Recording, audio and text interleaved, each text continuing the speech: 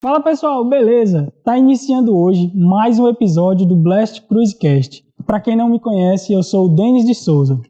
Eu sou o Marcel Costa e a nossa convidada de hoje é nutricionista e se chama Raquel. Vou deixar ela se apresentar. Bem, meu nome é Raquel Lacerda, sou nutricionista clínica e esportiva.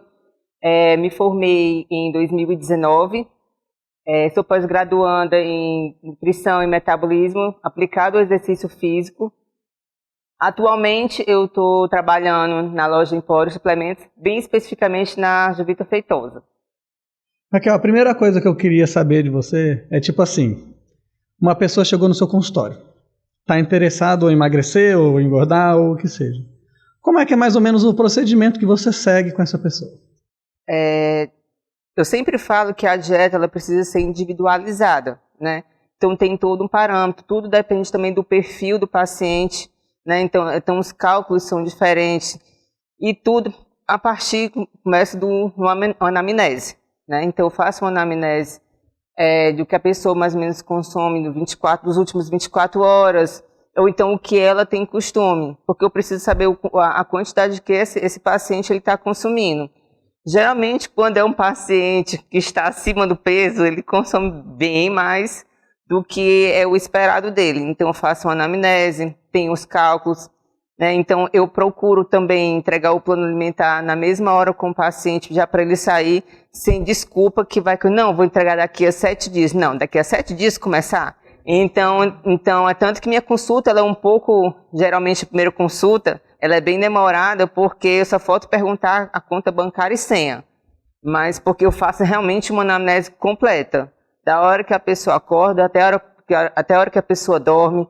Inclusive, até essa questão da prática de exercício físico, eu também procuro dar uma orientação. Lógico, eu não sou um profissional da área, mas existem algumas dicas que nós profissionais da nutrição, que a gente já conhece, que a gente pode dar uma dica aqui e ali para melhorar mais o rendimento da pessoa.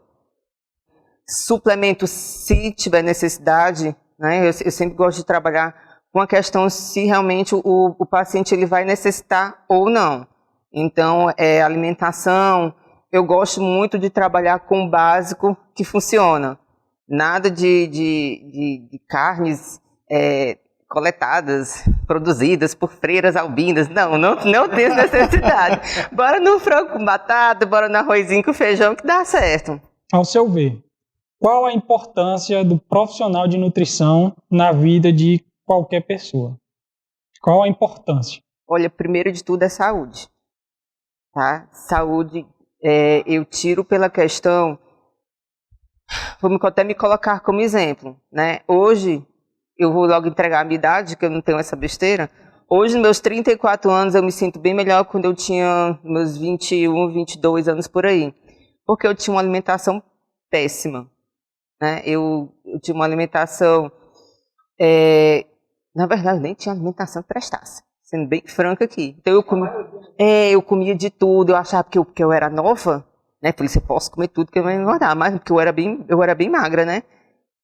E eu vivia tendo crise renal, porque eu já tenho na minha família, então eu já nasci com esse problema renal. Então eu vivia não bebi água o suficiente, que é uma coisa que muitas pessoas têm dificuldade, essa questão da água, se acostumar com a água. É tanto que na primeira consulta, quando eu digo, olha, você vai ter que beber tanto de água, a pessoa já se espanta, porque a gente não tem o hábito de beber a quantidade de água que é necessária para a gente. Então, eu vivia tendo infecção urinária, porque paciente renal, ele tem um pezinho a mais para ter infecção urinária, então eu tinha muita crise de garganta, tanto que eu fiz até cirurgia.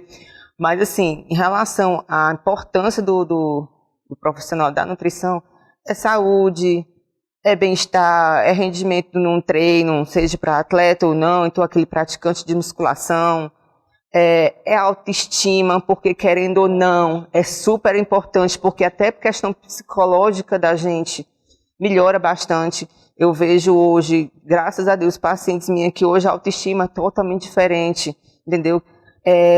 Vamos gerar aqui uma polêmica aqui, vamos começar, né?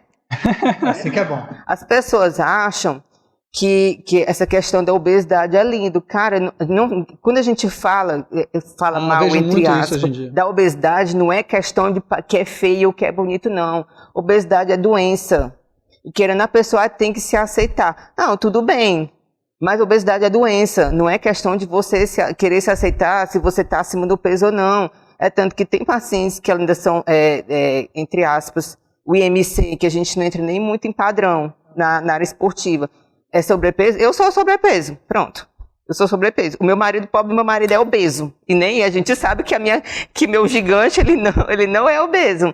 Mas assim, tem gente que é um pouco mais, assim, vamos falar em IMC, um pouco acima do peso, mas é questão de saúde. E tem uma saúde boa, entendeu? Então, quando a gente fala questão de obesidade, a pessoa, a pessoa obesa é feia. Não, a gente não está falando se é bonita ou se é feia. Não. É saúde. É saúde. E assim, quando as pessoas falam que como elas melhoram, tá? Eu tenho vários relatos, tanto de homem quanto de mulher, que a roupa está mais folgada. Ontem mesmo eu escutei, a blusa fica mais folgada. Então, querendo isso não, isso psicologicamente é tão bom você se sentir bem, você se olhar no espelho. É tanto que eu brinco até com as minhas pacientes, que mulher, bora fazer o projeto ficar bonita pelada. Por quê? Autoestima, né? Então, assim, o nutricionista, ele acaba abrangendo tanto na parte da saúde, como a parte psicológica da pessoa também. Eu acho isso muito legal. Qual é a quantidade que a gente deve ingerir de água por dia? Como é que eu sei calcular isso, né? Que eu descubro, né? Como que é o cálculo? E qual a importância de eu consumir realmente uma quantidade boa de água por dia? Certo. Para iniciante, para aqueles que só bebem 500 ml, eu não bebem quase nada, porque eu já escutei isso, tá? De início, a gente não vai trabalhar empurrando aquela quantidade de água exagerada. Quando eu falo exagerada, é uma quantidade que a pessoa não tem um costume. Então, vamos começar por 30 ml pelo peso, né? Então, a gente pega o 30 ml pelo 70 quilos, 50 quilos da pessoa e vai aumentando gradativamente.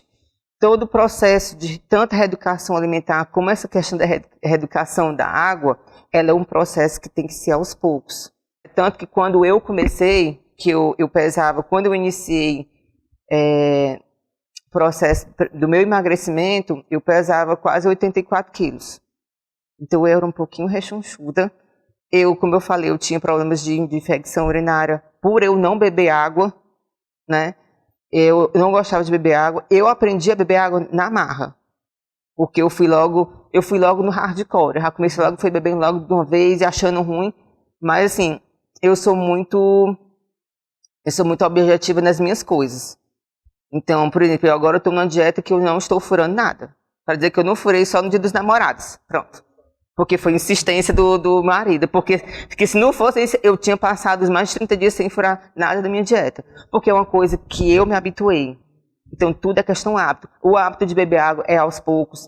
Então, começa com 30, vai com 50 ml e pronto, mantém. Então, geralmente, dependendo muito da pessoa, fica em torno de 3 litros, 3 litros e meio. Eu bebo 5. Me diz uma coisa, Raquel. Você diz que quando a pessoa chega lá, você praticamente calcula o consumo diário da pessoa, né? Como é que você faz para calcular isso na pessoa? Que seria a nossa famosa taxa basal, né? Isso. No caso, a quantidade de água que eu calculo pelo peso do paciente, tá? 30, 50 ml, tudo depende também da pessoa. Mas se for aquele paciente que ele não tem um costume, eu começo por 30. E o 30 ainda reclama. Só que aí eu explico os benefícios. Olha, intestino, tem gente que tem constipação porque não bebe água. Tu sabe um mal que eu escuto bastante? Eu como muita fibra, mas eu ainda tenho o intestino preso. É porque não bebe água, bebê. Você tem que beber água. Você tem que beber água. Contração muscular, você precisa de água. Até para você produzir energia, você precisa de água. Você precisa de água para tudo. Agora, tu imagina... o teu corpo, pelo amor de Deus, implorando água. Tem gente que acontece até dar cãibra, porque não bebe água. Porque não bebe água. Então, esse foi um relato que eu já escutei. Outra coisa, chega o paciente, isso acontece bastante, praticamente quase todo dia eu vejo isso. Retenção. A pessoa tem retenção porque não bebe água. Aí, e por causa de informações erradas, as pessoas não bebem água porque acham que vão inchar. Mas é ao contrário. Isso é um efeito até hormonal que a gente tem. Então, se você não bebe, o que é que o corpo vai pensar? Esse miserável aí vai desidratar. Então, o que é que o organismo tem? O organismo da gente é inteligente e preguiçoso. Então, o que é que ele faz? Ele retém para você não morrer desidratado. Então, o que acontece? Quando as pessoas inventam, melhor, de comer e beber horrores no final de semana e dar aquela alteração de peso, não é nada mais nada menos que retenção. Não é gordura, pensando, eu já engordei. Não, filha, você está retida. Então eu já chego logo, minha filha, você é retida, você vai beber água. Ah, mas eu quero incluir chá disso, chá daqui. Minha filha, beba água. Não é que questão de chá, essas coisas assim, não é que não resolve. Mas se você sabe que a água é uma coisa que é saudável e sabe que funciona... É o simples que funciona, né? Justamente. É o melhor diurético que a gente tem. Justamente. Por que você não bebe água? É o melhor diurético que a gente tem, o mais barato. Justamente. E, olha, teve um relato que eu escutei foi até no meu primeiro ano de formada. Ela praticamente substituiu a água pelo chá de hibisco. Aquilo é muito ruim. E ela foi parar no hospital eu não lembro se foi infecção urinária ou foi alguma coisa em relação aos rins dela. Eu falei assim, minha filha, você é muito corajosa. Você substitui a água, praticamente 100% do chá, só para ficar com a barriga de tanquinho. Assim, eu não julgo nem tanto, porque eu já fiz o processo, eu até te contei, né? Eu fiz o processo de hidratação só para tirar as fotos de formatura, para sair. Desidratação para tirar foto de formatura, que tal? Eu fiz isso. Mas eu não substituí pelo chá, entendeu? E é uma coisa assim que eu fiz consciente do que eu estava fazendo. Por um curto espaço de tempo, né? Não, foi bem pouquinho, até porque eu não aguento ficar bebendo tipo 8, 9 litros de água por dia, não, é um sofrimento. Aí assim, a questão do como é que a gente consegue também calcular a nossa, que foi até que ele perguntou, a nossa taxa gasto basal, calórico, né? Que é o JET, o MTB, acho que é MTB, né, o nome? TMB, taxa né? metabólica basal. Pronto. Como é que a gente consegue calcular isso? Assim, lógico que o mais indicado é a gente ter um acompanhamento profissional com a pessoa que vai entender realmente, mas para a gente ter pelo menos uma noção por onde começar. Tá, como eu falei, tudo na nutrição ela depende. Então depende do paciente, tá? O que é que eu faço? Quando vamos dar o exemplo do Marcel. O do Marcel eu fiz completamente diferente como se fosse para outro paciente. Eu, inclusive, até mostrei para ele. Então, quando é um paciente... Isso. Então, o dele eu fiz manualmente. Né? Hoje a gente tem a questão da tecnologia para ajudar, porque, olha, cada cálculo grande que você não tem noção. Você se enrola todinho. Mas tem aplicativo para isso. Então, assim, por exemplo, paciente eutrófico, sobrepeso e obeso, eu uso um tipo de cálculo. Quando é um paciente, vamos colocar o Marcel de novo no caso, quando é um paciente que tem que é atleta ou não é atleta, mas que tem um padrão, tem uma vida de atleta, a gente já segue outra. Por quê? Vamos supor que seja um atleta, você tem que ser um pouco mais bem específica com a questão das dobras cutâneas, entendeu? O método que você vai utilizar até das dobras cutâneas você tem que fazer um pouco mais diferente para ela ser um pouco mais precisa. Então, os cálculos são diferentes. O gasto depende também de duas coisas, o gasto energético total, né? Porque o JET que a gente calcula é de acordo com a taxa metabólica basal do paciente com a atividade física dele. Até o ritmo, a intensidade do treino, ele vai influenciar. Tem duas coisas que influenciam. Por isso que a minha consulta sempre demora, porque eu pergunto, meu filho, começou a atividade física? Não, eu faço assim. Oh, meu Deus, isso daí... Isso aí nem transpira. Aí quando eu vejo assim, não, mulher, só falta morrer. Eu falei assim, meu filho, você morre mesmo? Morro. Então, assim, até a intensidade do treino também influencia. A resposta insulínica também do paciente, ele influencia. Aí, por quê? Porque se for um paciente que ele tiver uma sensibilidade à insulina, meu amigo, eu posso jogar carboidrato assim, que ele vai ficar morrendo de feliz. Mas se for aquele paciente que tiver uma resistência à insulina, querendo ou não, isso vai influenciar. Até na questão, não sei se vocês já prestaram atenção, mas paciente que é resistência à insulina, além da questão do peso, ele ainda é inchado. Ele tem muita retenção. Mas por quê? por causa da insulina. A insulina ela vai lá nos seus rins, ela dá um oizinho para ela, vai ser, reabsorve mais aí o sódio, reabsorve mais água. Então a insulina ela age diretamente nos seus rins. Então por isso que o paciente ou diabético ou que tem resistência, ele é inchado. E é uma coisa que quando você vai trabalhar a questão hormonal, você tem que ter um pouco mais de paciência, que algumas pessoas infelizmente não têm. Então acho que na primeira, na segunda, no retorno, ou na terceira consulta, já vai estar magérrima. Meu filho, não vai estar não, viu? Isso aí é um fato. Aí muitas pessoas desistem, porque acham que, por exemplo, no caso você que começou de um dia para o outro, pensa que eu comecei a treinar, eu disse, não, meu filho, eu já estou 5 anos nisso.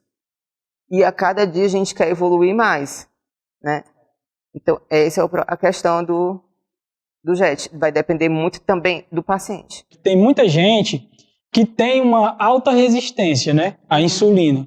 E geralmente são pessoas de sobrepeso. Por quê? O que é que a insulina faz também? Como é que ela age no cérebro da gente, essa resistência à insulina? Isso, a gente queria saber como detectar essa resistência. E quando detecta essa resistência, como que sana, né? Como é que a gente reverte isso? Tá.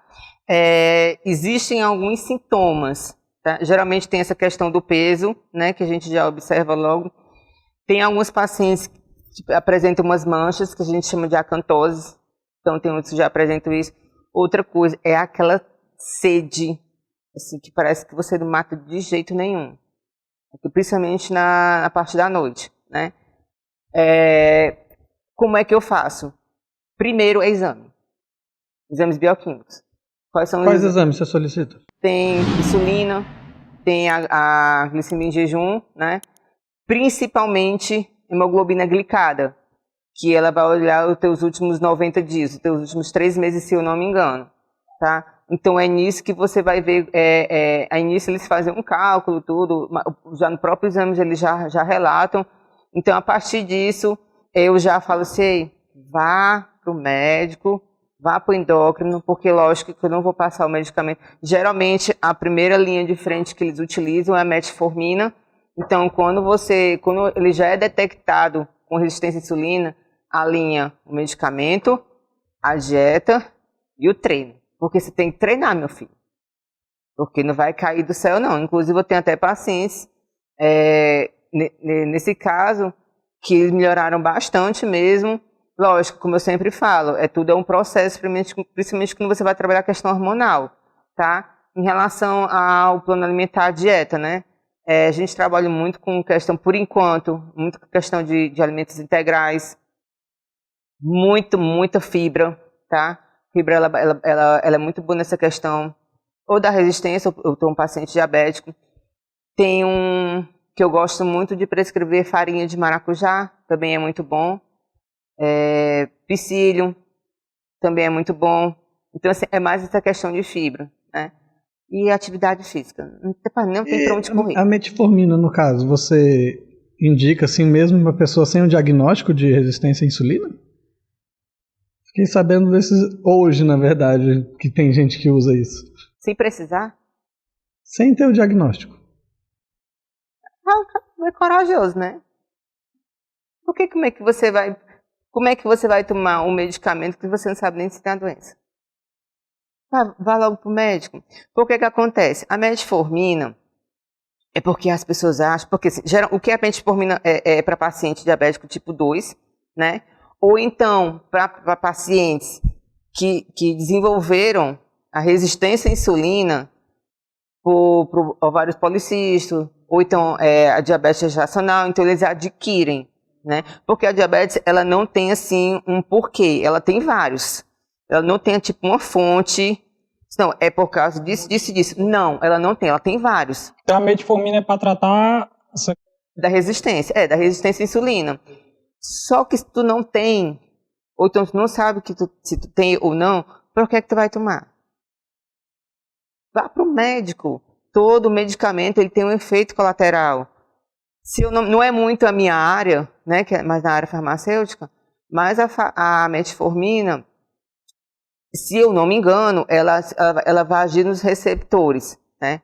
Então o que é que faz? A insulina, o papel dela, ela tem um transportador, GLUT4, pega a glicose na corrente sanguínea, joga para dentro, produz ATP. Eu vou resumir isso num modo bem mais grosseiro. Então, a pessoa que às vezes tem resistência à insulina, ela pode ter problema no transportador, ela pode ter problemas nos receptores, e a metformina, ela faz isso. Ela ajuda esse caminho, facilita o caminho. Facilita, ela faz como se fosse o trabalho dos receptores e do transportador. A grosso modo é assim. Então, se você não tem, para que você vai tomar? Você está só pegando o seu dinheiro e sua saúde você jogando fora. Mas a pessoa não... Como é que eu vou poder explicar isso? Digamos que ela não tenha problema com insulina, certo? Mas um atleta de ponta, por exemplo, vai e usa metformina para tentar ajudar mais ainda. Ela passa do limite dela ou ela vai só chegar no limite comum e regular? Ou, na verdade, só vai ficar com colaterais? Só vai ter colateral. Ela não vai fazer ele passar os limites dele. Não, porque ele é desenvolvido realmente para pacientes obesos. Então, eles vão... tem uma parte da bioquímica aí, né, que ele impede a questão da gliconeogênese no fígado, tá? Então, as pessoas se iludem, no caso, o que é a gliconeogênese? Ela é a formação de glicose a partir de outros substratos, não seja carboidrato, né? Então, é gordura, né, proteína também. Por isso que as pessoas se iludem, emagreci 10 quilos. Não, filho, você emagreceu o quê? Né? Então, assim, a gliconeogênese, ela faz isso. Então, se você não tem... existe até estratégias muito melhor do que você tomar um medicamento que nem a metformina. Né? Mas, assim, a meu ver, minha opinião, né, eu acho que perante o tempo você vai ter colateral. Até porque a metformina nem é indicada para quem é paciente renal. Então, ela faz um negócio lá nos rins ali, que, como eu falei, gente, não é da minha área. Então, quais os tipos de carboidrato que tem, né? Quais são os tipos e as diferenças entre eles, basicamente? Tem a questão do carboidrato simples, né? Que vem a questão do açúcar, que o pessoal adora, né? É bom. Eu nem sei mais o gosto disso, então não sei se é bom. Não, assim, eu particularmente eu não gosto. Eu não sou daquela de bater a vibe do doce, não, graças a Deus, tá? Mas assim, o carboidrato hoje é porque o carboidrato fazem, as pessoas hoje fazem do pobre do carboidrato de vilão. Mas não é a culpa, não é exatamente de você, mas a culpa é sua. A culpa é sua. Que pega. A culpa é sua. Culpa é sua. Culpa é sua. Que quer comer que nem uma capivara raivosa do carboidrato. Gente, não precisa disso. Coma bem, gente. Olha, eu às vezes como assim, papau com meu esposo. Eu como bem. Eu até digo que eu tenho um homem gordo interno. Porque se você deixar, eu como bem. Eu como muito bem assim, por sinal. Mas assim, o carboidrato, ele não é vilão. É tanto que existe defensores de low carb. Aí agora vai gerar polêmica, né? Não é que a low carb não funcione, tá? São estratégias para você utilizar com pouco tempo. Cetogênica, ela é por pouco tempo, e depende também que não é todo paciente que faz, não é todo paciente que consegue fazer. Não bote para mim não, que eu não faço não, porque eu gosto de carboidrato. Então, assim, estratégia do carboidrato é você consumir de acordo com o que, no caso da sua pretensão, né? Então, assim, não é porque a pessoa está emagrecendo que eu vou tirar o carboidrato dessa pessoa. Não, existe uma quantidade X que a gente faz. Para o carboidrato, ele não tem uma padronização. É tanto que, por exemplo, o Marcel, acho que a quantidade de carboidrato que ele está comendo, ele para emagrecer, no caso de baixar mais o BF dele, ele ainda está comendo mais do que eu. A questão do carboidrato. Né? Até as calorias dele também tá mais do que a minha, né? Mas, assim, o pessoal demonizaram demais o carboidrato. Olha, tem uns defensores de low carb. Olha, já foi tanta gente no meu Instagram brigar que eu falo mal do low carb. Não é que eu falo mal do low carb, eu só não sou defensora. Ai, porque se você comer muito carboidrato assim, carboidrato não sei o quê. Gente, olha, não, essa agora eu vou ter que contar, eu vou dividir com vocês. Eu escutei que, por exemplo, fui em um determinado local e o rapaz falou assim, não é porque carboidrato não sei o que faz mal. Eu já olho meio que julgando, né? Que já é natural de mim, eu já olho, né? Não é porque comer arroz, comer macarrão, comer batata, tudo isso faz mal. Eu falei assim, meu amigo, pelo amor de Jesus, onde foi que você ouviu isso? Eu vi na internet, gente, ó, dica. Na internet tem todo tipo de dieta, menos a sua. Tem informação boa e ruim lá. Tem informação boa e ruim. Eu já escutei a minha mãe, eu vou dar um exemplo da minha mãe. Minha mãe escutou na internet, se você colocar vinagre com, acho que alho, você pisa, aí você pega e come, alguma coisa assim, ficava boa da Covid. Ela ainda teve Covid ainda. Tu sabe o que foi mais engraçado? Ela botou pro pobre meu enteado comer. Eu fiz até a filmagem, porque eu sou madrasta. Madrasta é pra isso. Temperou o estômago dele. Alho e azeite. Então, gente, vocês forem procurar, uma dica aqui, forem procurar alguma coisa de alimentação, de treino também, mas vamos focar mais na alimentação, vamos procurar em artigo, vamos procurar em bem-estar, bora para um site, um artigo científico, bora saber pesquisar coisas, porque só o que tem é porcaria na internet, tem muita merda na internet. A quantidade de informação e a facilidade em você passar essas informações mais atrapalha do que ajuda, né? Mas tu sabe o que é pior? Tem profissionais da saúde, não vou especificar se é da educação física, se é da fisioterapia, da nutrição, que tem preguiça de ler e não vai lá no artigo científico. É por isso e isso. Não. Pega o Ctrl+C e Ctrl+V de qualquer reportagem churebenta, porque é churebenta para mim. E você copia e cola e a pessoa tá lá fingindo que sabe. Teve uma das perguntas dos internautas aí, que é justamente mais ou menos nesse assunto. Ele pergunta mais ou menos se essa informação toda que tem na internet ajuda ou atrapalha o seu trabalho como nutricionista. Olha, às vezes meio que atrapalha. Não em relação a mim, porque assim, como eu falei no início da nossa entrevista, minha consulta demora demais porque eu falo demais. Eu acho que já deve ter notado que eu falo demais, né? Mas assim, eu procuro sempre esclarecer tudo para o meu paciente. Né? Teve uma que conversei com ela, inclusive lá na academia, e ela disse que não comia depois das 6 horas porque a internet dizia isso. Depois das 6 horas o seu metabolismo fica lento e você não é para comer. Então assim, tem muita coisa absurda que eu já escutei dessa questão, por exemplo, de você não poder se alimentar depois das 6 horas da noite. Meu povo, eu vou comer 2 horas da manhã. Tá lá eu plena, com insônia, ou então lendo alguma coisa, ou então jogando, porque nutricionista também joga, porque eu gosto, né? Então tá lá eu jogando, sem um pingo de sono, pego lá meu wheyzinho, pasta amendoim, misturo e vou comer pra dormir. Mais importante do que a hora que você come, é o que você come. E a quantidade que você come. Tudo depende do momento, tudo depende da estratégia que ela está sendo utilizada, tá? Tem paciente que, por enquanto, por exemplo, eu não posso, que está acima do peso. Tem coisas que por enquanto, eu sempre explico isso. Olha, eu não vou passar isso, vamos dar só um exemplo aqui. Tapioca. Todo mundo gosta de tapioca. Então, assim, até de início, para eu educar esse paciente, eu não prescrevo a tapioca. Fica lá sedento. Nutra Academia Tapioca, meu filho, você não está merecendo agora. A tapioca é uma fonte de carboidrato muito grande, né? Ele é muito calórico. Pouca coisa, ela dá muita caloria. Então, assim, eu vou ensinando essa questão. Então eu vou fazer por isso. Eu faço praticamente um mapa. Eu desenho tudo. Tanto, como eu falei, minha consulta ela demora muito por isso. Porque eu sempre gosto de explicar, porque eu quero que o paciente ele confie no meu trabalho. É tanto que, se eu for passar um determinado suplemento para você, é porque eu sei que ele funciona e eu sei que esse paciente precisa. Porque eu gosto de trabalhar muito mais a questão da alimentação, porque a suplementação ela vai ser uma ajuda, ela não vai ser o essencial, ela é uma ajuda, né? Então, assim, todos os meus pacientes confiam em mim por isso, porque eu não vou prescrever um determinado suplemento que eu sei que ela não vai funcionar. Inclusive, um exemplo de suplemento é L-carnitina, cara. Que não serve para nada. L-carnitina.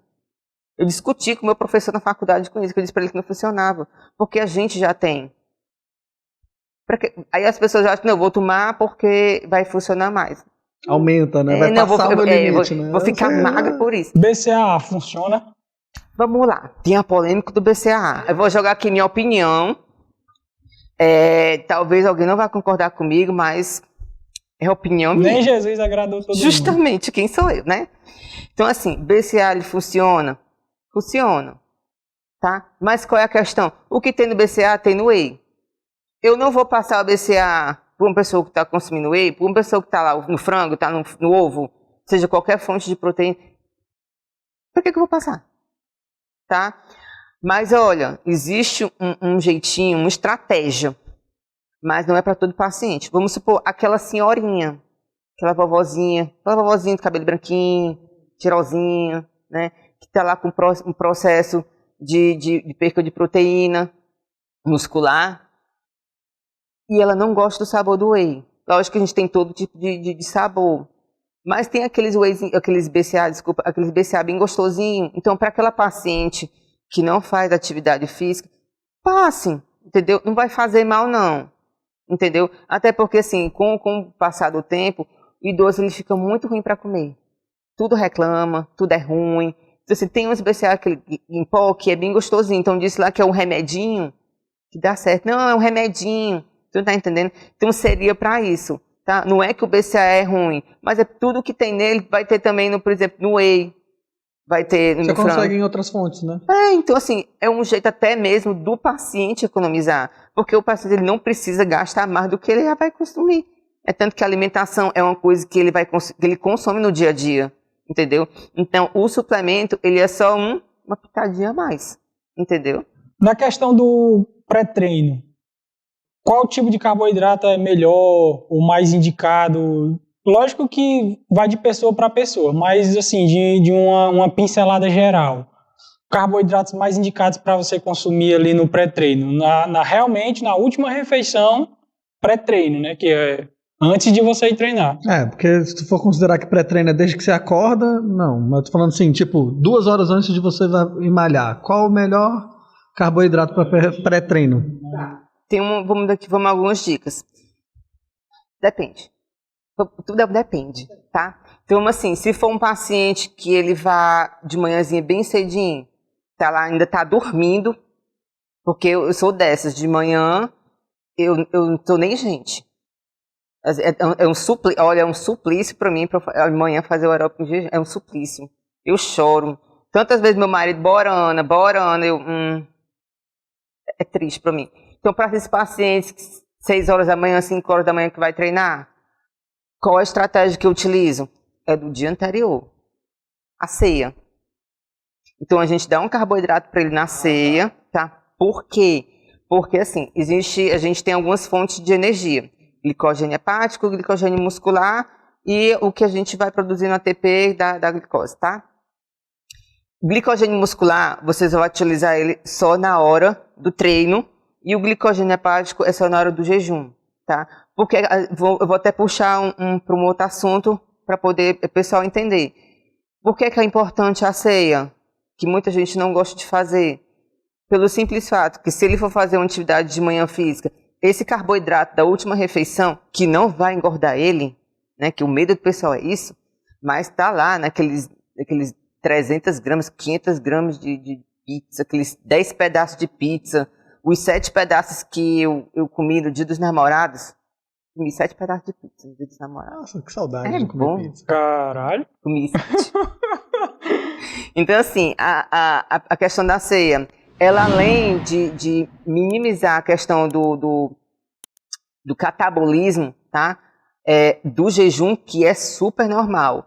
Então, vamos supor, você teria umas 6 horas de jejum, então quando você come, você diminui pelo menos para 3 horas, né? Mais ou menos isso. Então você vai ter só 3 horas, entre aspas, do que seria um catabolismo que nem dá tempo, né? Então, para pacientes que vão treinar de manhã, geralmente o que é que eu passo? Eu passo um suco de uva, aí eu posso colocar junto com a creatina, né? Para ajudar a creatina ajuda na absorção mais do carboidrato, né? Ou um suco de laranja com mel. Alguns pacientes meus, isso já no período da manhã, tá? No caso da ceia, pode ser uma aveia, pode ser... Eu já comi roscovo. O velho arroz com ovo, né? O que eu como toda a ceia. Então a minha ceia já foi roscovo, entendeu? Então assim, eu não sigo... Eu às vezes eu não tenho muito padrão alimentar bonito, não. É tanto que já vieram até perguntar por que eu não postava receita fitness. Falei assim, meu povo, eu não sou dessas, não. Eu sou muito prática. corta a banana, amassa a banana, ou então enfia a banana no whey. Gente, eu não faço coisinha bonitinha. Não faço. Eu sou muito prática. E eu não tenho tempo. Então eu faço lá no jeitinho mais fácil e prático, né? Então, para esse paciente teria uma coisa mais líquida. E tem paciente que gosta de comer banana com mel, às vezes um pouquinho de whey, entendeu? Para amanhã, para aquele paciente do primeiro horário. Quando é geralmente mais ou menos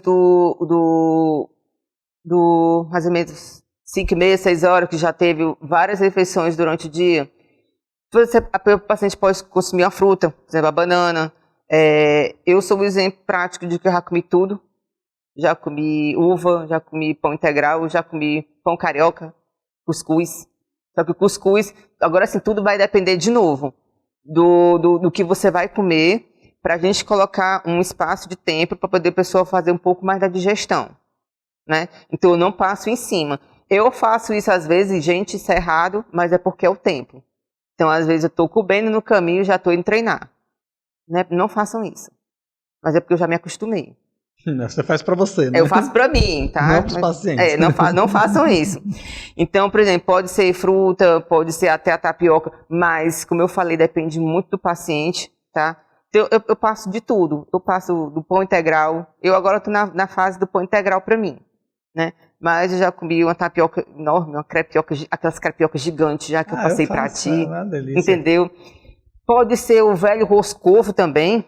Entendeu? Meu marido já comeu muito roscovo na hora antes de... Agora, assim, se tu fosse mais ou menos falar um horário assim antes do treino, qual que seria? Quanto tempo mais ou menos de intervalo entre o pré-treino, o último pré-treino, até o treino? Olha, mais ou menos 1h ou 40 minutos, sim. Mínimo, né? Porque para poder fazer, porque tem pessoas, porque, assim, cada caso é um caso, mas tem pessoas que dá refluxo, passa mal e como eu já escutei, às vezes eu dei a orientação para uma paciente, você vai comer tal hora, geralmente eu coloco um pouquinho mais cedo, uns 30 minutos, eu falo assim, vou botar 30 minutos, mas se você quiser antecipar, até porque essa questão de horário não precisa seguir a risca, é só por questão mais de organização. Ela comeu, era até uma comida um pouco pesada, mas ela estava numa dieta de ganho de peso. Então, assim, quando é uma comida com um pouco mais volume, pelo menos 1 hora, entendeu? Na crepioca. É que nem os meus enteados e meu irmão falam, aquela crepioca do tamanho da terra. Grande, e é bom. Então, assim, se for uma comida com muito volume, um cuscuz, que ele pode até dar, ele tem muito volume, como 1 hora antes, tá? Então, assim, essa questão do carboidrato, ele não tem um padrão, o que é que você pode consumir, entendeu? Até porque se for um paciente que já vem de refeições anteriores, tá? Aquele pré-treino ali, ele só vai ser só mais um... Complemento. Só um complemento. Então, mas assim, ele já vai estar abastecido das refeições anteriores. O carboidrato intratreino, ele ajuda ou não? E se ajuda, qual é um bom carboidrato para você consumir intratreino? Porque tem muita gente que consome intratreino ali, tá ali treinando e consumindo, geralmente é um carboidrato que faz líquido, né? Como dextromaltose. Malto, dextrose. Até BCA mesmo, eu já vi. Mas ele realmente, ele ajuda, e se ajuda, quais os mais indicados assim para a gente consumir? Olha, intratreino, minha opinião de novo, tá? Eu só passaria para aquele atleta do triatlo, que ele precisa de um bom aporte, na verdade ele precisa de um aporte imenso de carboidrato. No caso, porque tem muito desgaste justamente calórico no período curto. Mas agora sim, musculação, por mais que seja seja um treino intenso, tá? Como, por exemplo, o meu não é muito levezinho, não. Eu sou um pouco ruim comigo, sabe? O do meu marido, ele pobre, chega às vezes fica lá esperando a morte, fica conversando com o meu marido, e falou assim, não, mas espera aí agora não, ele tem um espaçamento dele. Então, assim, ele tem um treino, vou dar o exemplo dele porque é uma pessoa mais próxima da gente, né? E ele não faz nenhum treino, nada. E ele consegue, agora depois ele fica só a falência, né? Ele fica lá, morrendo. Aí eu dou lá um carboidratozinho dele, pronto, aí chega ele fica feliz. Mas assim, o intratreino eu só passaria se fosse um atleta mesmo profissional de triatlo, corredor, essas coisas assim. Mas fora isso eu não vejo necessidade, sinceramente. porque ele já vai ter pouco carboidrato durante o dia todinho. Então, o que pode acontecer por exemplo, paciente, lógico que eu não sei de imediato, mas assim, com o tempo, com a frequência do paciente, eu sei quando ele tem uma sensibilidade à insulina. Então, tem paciente, às vezes, que acontece de ter eu tenho, mas não durante o treino. No treino eu tenho passamento mesmo por causa dos pesos, né? Mas, assim, acontece de eu ter, às vezes, hipoglicemia após o treino, porque, como eu falei, eu não gosto de nada doce, essas coisas. Eu não tenho essas vibes do doce, dessas loucuras, não. Mas é porque é uma coisa minha, né? É uma coisa que eu sempre fui acostumada a não gostar. E eu tenho hipoglicemia, tanto que a minha glicemia em jejum é 70 e pouco, é bem baixinha. Então, eu só passaria um aporte maior. É tanto que para esses pacientes com a sensibilidade à insulina, faço leite condensado, já passei doce de leite, ficam tudo felizes. Qual é a refeição pós-treino, tempo limite, assim, para comer um pós-treino? Olha, o pessoal acha que terminou o treino, você tem que ir lá, eita, eu vou já bater meu whey, senão eu vou catabolizar. Pronto, não. É exatamente isso que a gente quer desmistificar. Esse é o ponto. Não, tá? Eu sempre digo assim, no geral, né? Meu filho, terminou o treino, vai logo comer, porque você vai estar com fome. Então vai logo comer. Se não tiver com fome, tá errado, né? Se não tiver com fome, tá errado. Entendeu? Então, assim, já tem a questão da janela, porque agora eu, no momento, não estou lembrado da quantidade. Mas são horas. Ah, é tempo assim? São horas. Vai começar o catabolismo. São horas. Entendeu? Então, não é aquela coisa imediata. E outra coisa, vamos tirar aqui também outra coisa que o pessoal gosta de falar. Você não precisa tomar whey pós-treino. Você pode comer. O meu pós-treino é a minha janta. O whey, na verdade, é um substituto direto de qualquer proteína, né? É para aquele, por exemplo, eu vou sair, por exemplo, hoje eu tô aqui. Não tenho tempo de fazer um frango. Eu não tive tempo de fazer meu sanduíche ou algo do gênero. O wheyzinho, aveiazinha, pronto. Então o whey, ele é um quebra-galho. Aí o pessoal acha que tem que consumir o whey pós-treino. Não. Pode ser o cuscuz. Cuscuz com ovo é vida. No pós-treino.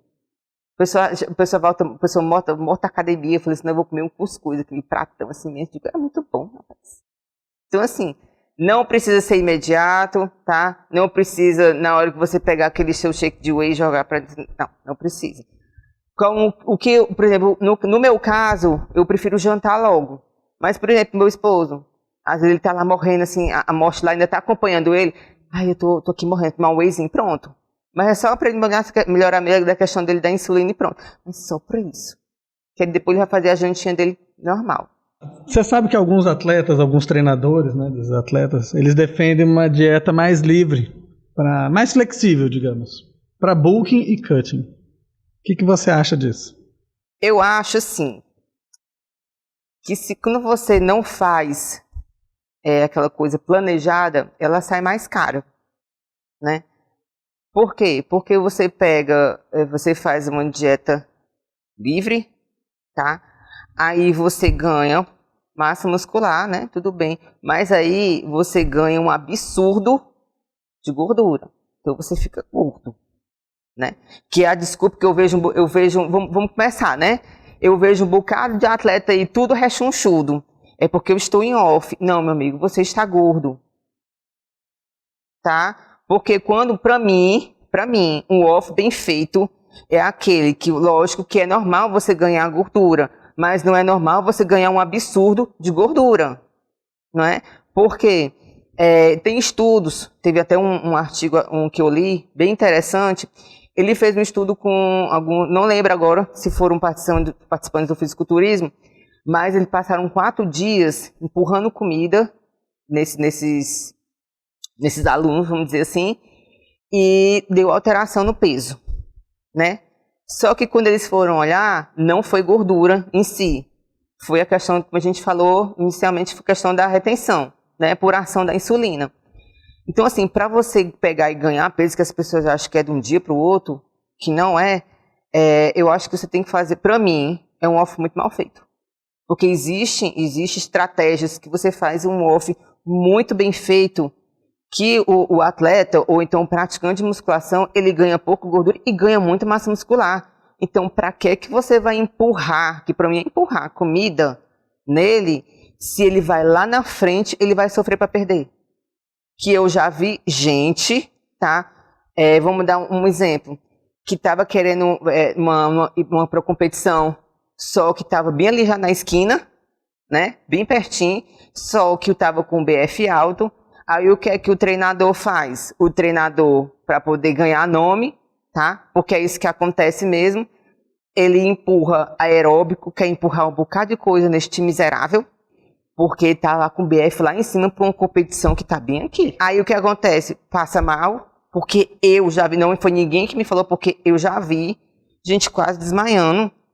Por quê? Porque tava fazendo aeróbico em excesso. Eu acho isso um cúmulo, principalmente para uma pessoa que é da área, entendeu? Que se diz, né? Coach, né? Que só tem balela. Então, assim, faça um off limpo, entendeu? Não precisa você morrer de comer que nem um porco raivoso, uma capivara, não. Cara, faça bem feito, que na hora de uma preparação, você não vai sofrer, entendeu? Até porque é uma coisa que até eu converso com meu marido. Competição, aquele que ganha é o que mais sofre em dieta, não.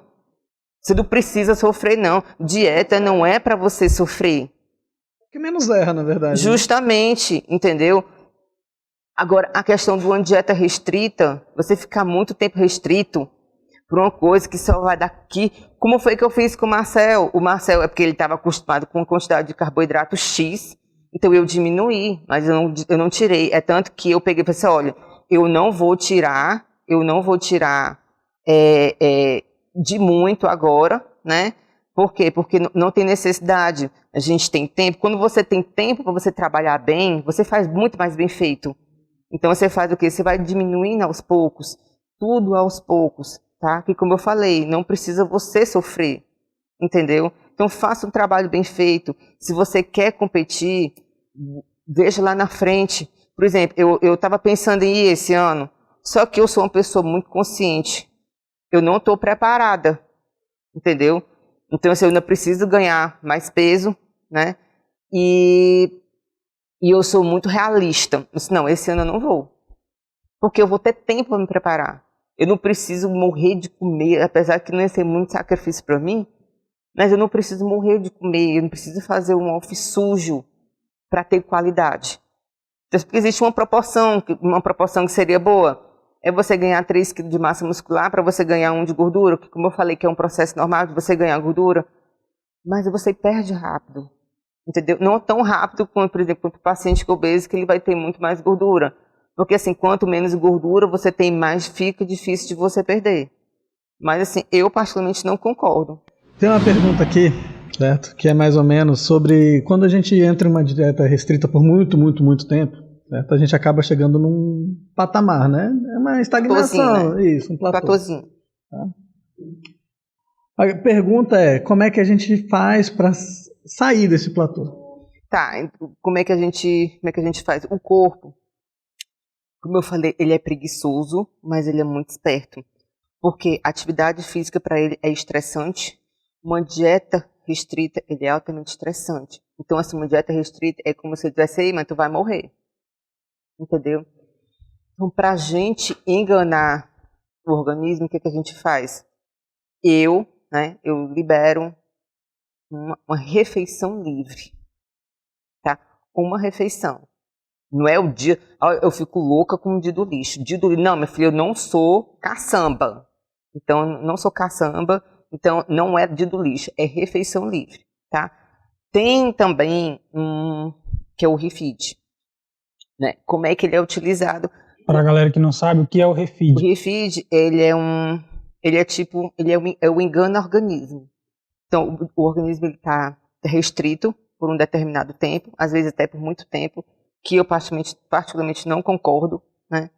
Então, o que ele faz? Você dá um aporte maior de carboidrato durante o dia. Então, vamos supor, o Marcel estava com 1 grama de carboidrato, e nesse dia, não, Marcel, já tá bom, tá? Como aconteceu com o Maia. Eu liberei as pizzas dele, ele ficou morto de feliz. Parecia nem tinha comido nada, ele tava seco. Né? Então, o que foi que aconteceu? Aí, a gente engana o organismo. Por que a gente faz isso? Para a gente dar aquela quebrada, né? Outra coisa, psicológico. A gente também tem que trabalhar, sempre a gente tem que trabalhar o psicológico do paciente, do atleta, né? Questão hormonal também, né? Tem a leptina, que é o hormônio da saciedade, né? A gente tem, principalmente ela, porque quanto menos gordura você tem, menos você vai ter leptina. E até puxando para outro lado que também que acontece, a grelina dá fome. Então, quanto menos gordura você tem, mais fome você vai ter. Por isso que alguns pacientes, eles emagrecem, né? Mas depois retornam ao peso durante um bom tempo, porque sente mais fome. Então, assim, estou aqui com fome, vou beliscar, vou colocar um pouquinho mais no prato. E acaba não acontecendo déficit calórico. Então, acaba comendo mais. Por isso que alguns pacientes acabam recuperando o peso. Existem uns produtos que prometem, né, emagrecer 10 quilos, 12 quilos. Eu fico louca também na vida. Que as pessoas juram que emagrecem. Você pode perder gordura. Isso é um fato. Mas você perde água, você perde músculo, você vê que a pessoa, ela fica flácida. Fica igual geleia. Flácida. Por quê? Porque em vez de tomar essas porcaria. Porque, na realidade, isso aí, infelizmente, a maioria das pessoas hoje querem o máximo resultado com o mínimo de esforço. Pra ontem. Aí fala assim, eu queria ter a barriga de tanquinho, queria ter a perna musculosa. Minha filha, você treina pra isso? Não, pô, então você nunca vai ter. Se alimenta pra isso? Justamente, olha, outra coisa que eu fico assim, possessa. Nutri, eu já escutei, viu? Nutri, eu não queria ser muito assim musculosa, assim, que nem você, não. E é porque eu nem sou esses auges de músculo, né? Aí eu já olho assim, ó. Meu amor, você não se preocupe, que você não vai ficar. Eu atendi uma amiga minha e eu disse pra ela, mulher, com essa tua preguiça aí, tu não se preocupa que tu não vai ficar. Porque o processo de hipertrofia, ela é difícil. Tá? Não é fácil, mas também não é difícil. Mas é uma coisa que exige esforço seu. Se você faz aquele 3 de 10 ou 4 de 8, não vai, Dedê. Se você bota uma barrinha, não vai. Fica mais tempo no celular, mais tempo tirando foto. Não vai. Aí vai botar o quê? O pessoal acha que é mágica pra ficar... mas não existe mago não, viu? Eu também não opero milagre não, porque se eu operasse milagre na vida da pessoa, eu não era nem milionária, eu era zilionária. Então assim, a pessoa tem que se esforçar. Se você não se esforçar, você não vai pra canto nenhum. Nem Jesus opera esse milagre, meu amigo, na vida da pessoa. Teve uma pergunta aqui pra gente, Raquel, que é o seguinte. Nutricionistas, tem alguns que indicam manipulados, tem uns que indicam... medicações, né? E muitos desses nutricionistas, eles recebem algum retorno da farmácia ou do manipulado. Aquele tipo de retorno. Aquele retorno que coça o dedinho. Bom, a pergunta é, o que você acha da utilização desses medicamentos manipulados e o que você acha dessa esse ganho, né, que alguns nutricionistas podem estar tendo em cima das farmácias por estar indicando esses produtos? Tá. Vamos de novo, minha opinião, tá? Suplemento, primeiro que medicamento, né, medicamento a gente não pode passar. Medicamento em si não podemos passar, tá? Vamos dar aqui o exemplo da ioimbina, né? A ioimbina, eu, nutricionista, Raquel, não posso passar a ioimbina, mas eu posso passar o quê? O princípio ativo dele. Então, isso eu posso passar, né? Então, primeiro de tudo... Você pode passar o cloridrato. Isso, não, é o extrato de ioimbe, que é da casca, que é o princípio ativo. Fitoterápico. Isso, ele é um fitoterápico. Então, assim, a Iomax, que é o medicamento, eu não posso passar. A ioimbina em si eu não posso passar, mas eu posso passar o quê? O manipulado dele, o fitoterápico dele. Então já está errado daí, você passar um medicamento, né? É que nem o profissional de educação física que ele insiste de passar dieta. Dieta é com nutricionista, não é com personal. Personal é no cantinho dele, principalmente se ele não tiver o CREF, que se ele não tiver o CREF ele vai passar porra nenhuma. Então ele fica no cantinho dele. Tá? Então já está errado aí, tá? Eu não concordo, eu concordo e eu não concordo. Do que é que eu concordo? Se no caso, o fitoterápico, ou então se o que o profissional passou, ele vai dar um resultado bom.